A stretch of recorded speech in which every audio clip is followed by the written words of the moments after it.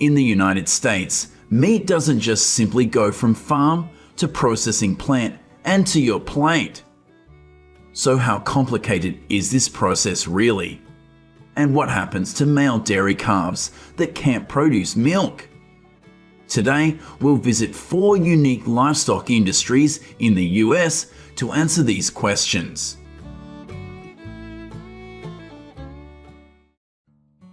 The journey of a delicious steak begins at a cow-calf ranch, where mother cows give birth. Then farmers raise their babies and wean them on pastures.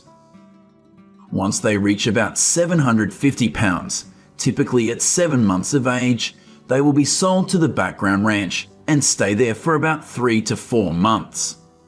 Then the feedlot ranchers will buy them through auctions. These auctions are large scale and take place every week. Cattle are tagged for easy identification and led into pens until it's their turn to be sold. When it's time, they are led into the auction ring. It is actually a large scale, so buyers can easily see the cattle information and its weights right from their seats. The auctioneer leads this auction with a very fast chant to encourage buyers to compete, sometimes leading them to bid higher than planned. Each cow is typically sold for around $90, and sales can reach millions of dollars on a normal day. Feedlot is the final stage of the cattle farming chain, so it's pretty large scale. Texas is the leading state, accounting for 14% of the total US cattle inventory as of January 2024. Here the beef cows are fed on a ration of grain and protein supplements.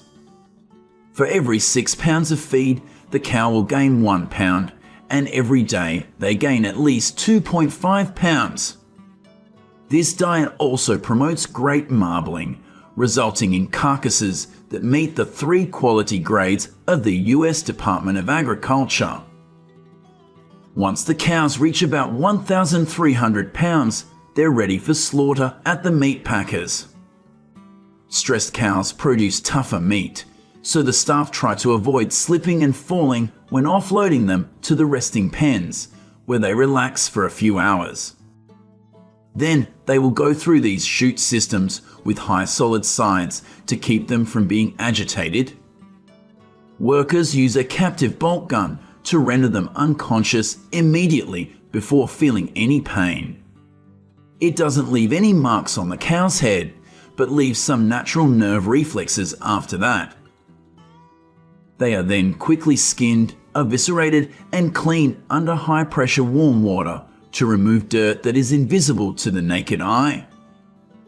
Each carcass will be tagged for easy tracking. Employees will then take them to a 95 degrees Fahrenheit cold room to cool them down before inspection and grading.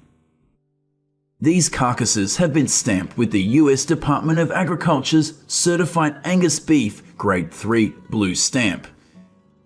Now they will be moved to the cutting area. Each order has different specs, and these workers are separating the muscle from the bone and the fat from the lean. Although the plants are now larger and have more machinery than in the past, labor is still essential. After cutting, the meat gets vacuum sealed in a special machine to stay fresh for up to 3 months. Next, workers check each box of meat and put labels on them. These labels show the processing date, weight, and what kind of meat it is. To avoid damaging the packages during shipping, special lifts move the boxes to a cold warehouse instead of being carried by workers.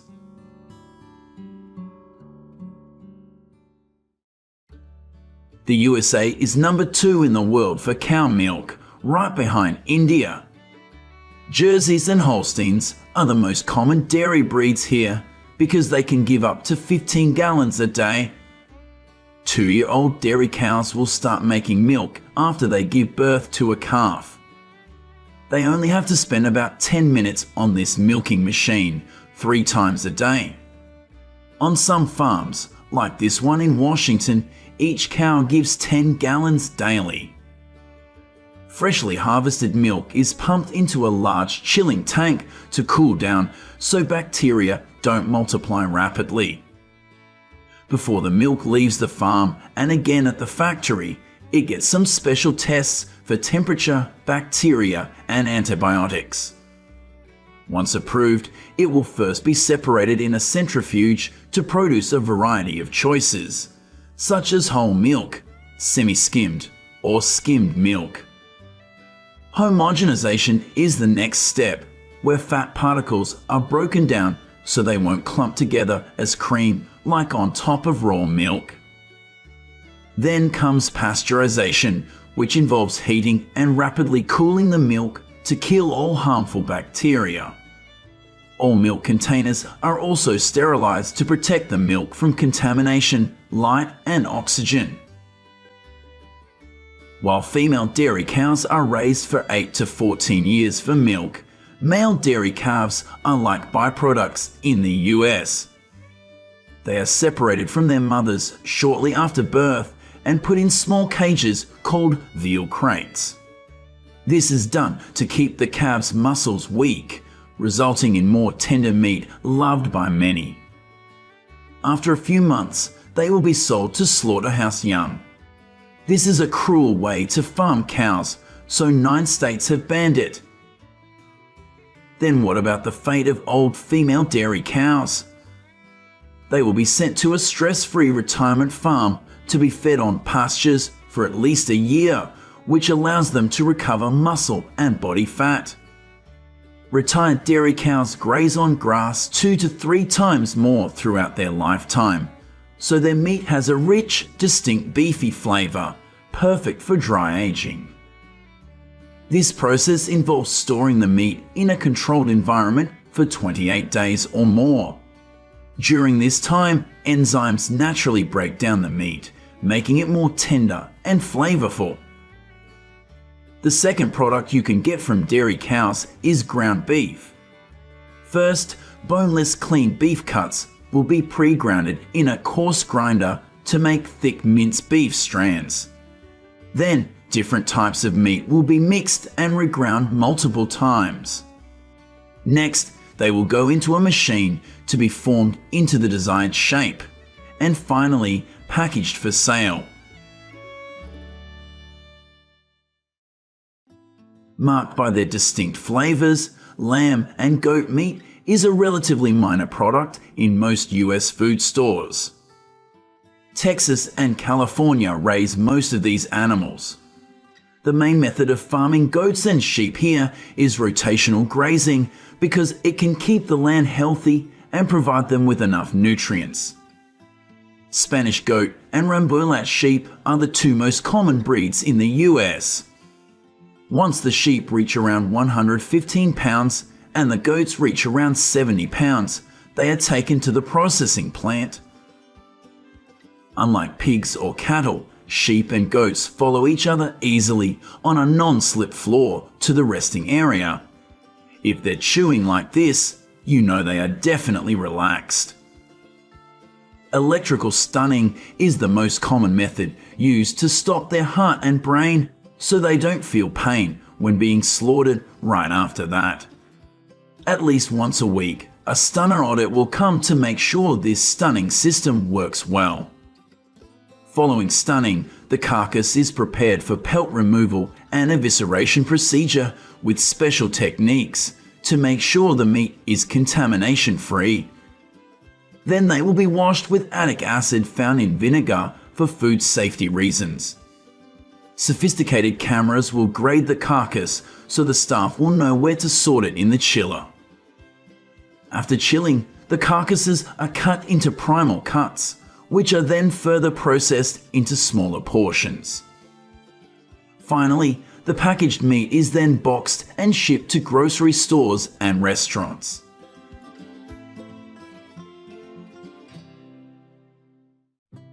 Hello my friends, today we are going to bison farms in the United States to see how the process of raising tens of thousands of bison happens.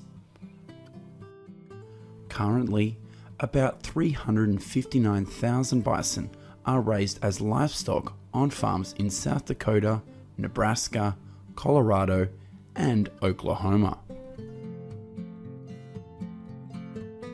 In addition, in the United States, there are about 31,000 wild bison being preserved in national parks. In particular, Yellowstone National Park is the most famous place when it comes to this animal, and here there are about 5,300 wild bison living.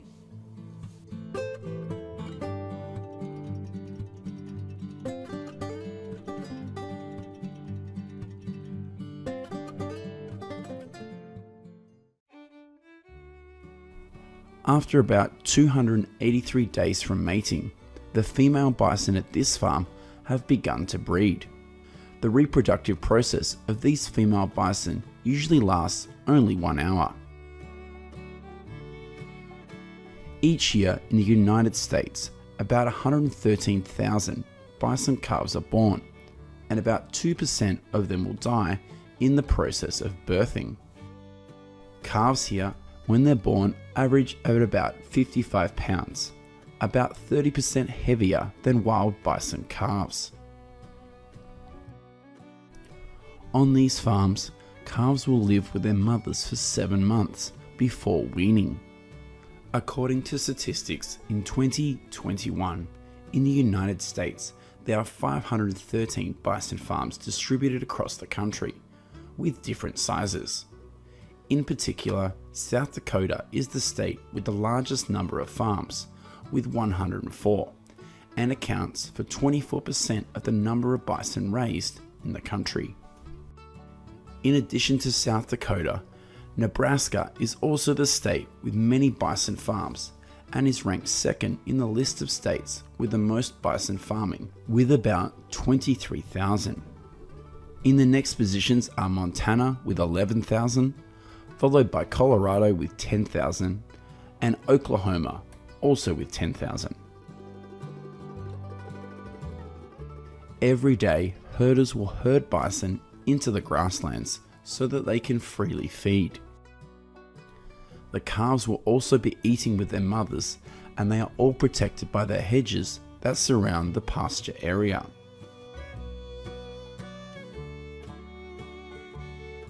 Female bison are considered fully mature when they reach 2.5 to 3 years of age. Meanwhile, bulls are only considered mature and are mated by ranchers when they reach 4 to 5 years old. Currently, up to 85% of bison in the United States are raised free range. About 15% are kept on small-scale farms. This is an Oklahoma ranch that is home to 167 adult bison and 53 calves. Currently, there are 57 bison farms in Oklahoma, concentrated mainly in the area bordering the state of Missouri. About 1,300 bison are slaughtered in Oklahoma each year.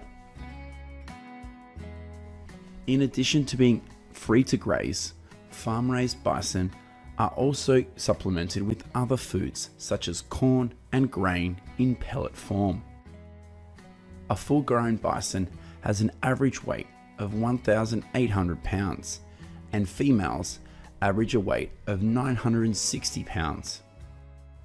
Every day, each bison here needs to eat an amount equivalent to 3% of their body weight.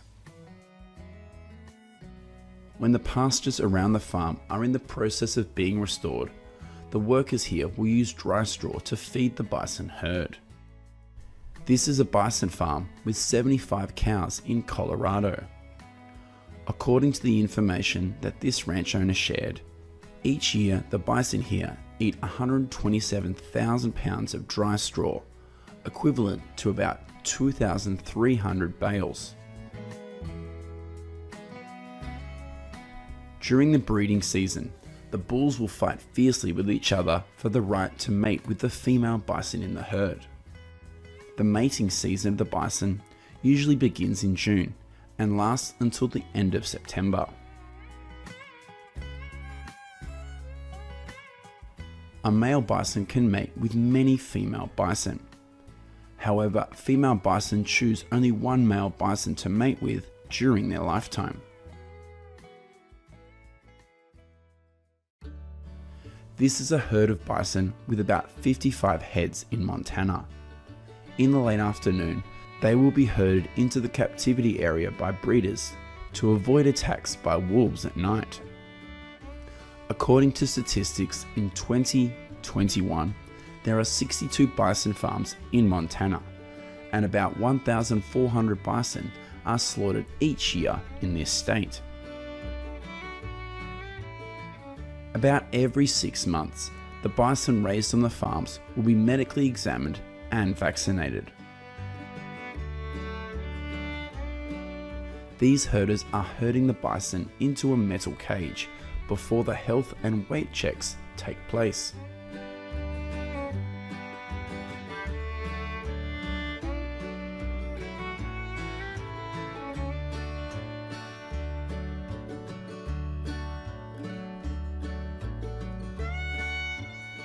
Just imagine how many people we would need to hold a bison without this cage.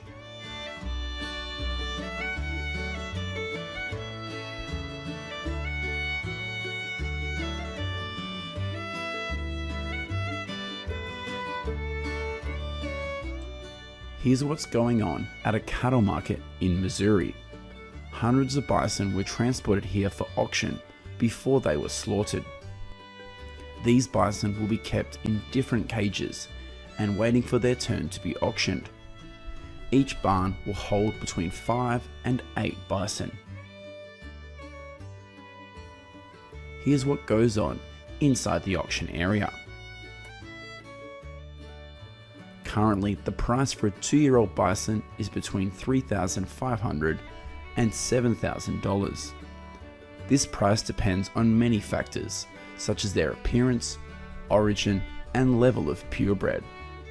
Approximately 20,300 bison are slaughtered in the United States each year, and the livestock industry generates an estimated $384 million in revenue.